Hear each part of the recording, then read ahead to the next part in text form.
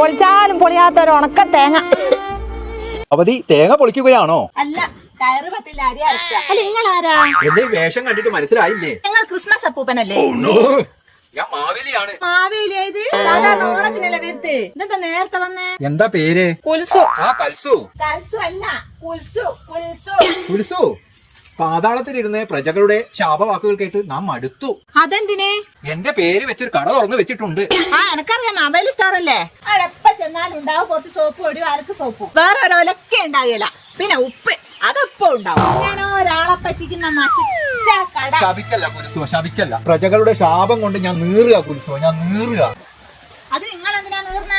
അവർക്ക് അതിന് വല്ല KSRTC-ന്നോ K-സ്റ്റോറെന്നോ അങ്ങനെ എന്തൊക്കെ നശിച്ച പേരുകളുണ്ട് അത് ഇട്ടാ പോരെ.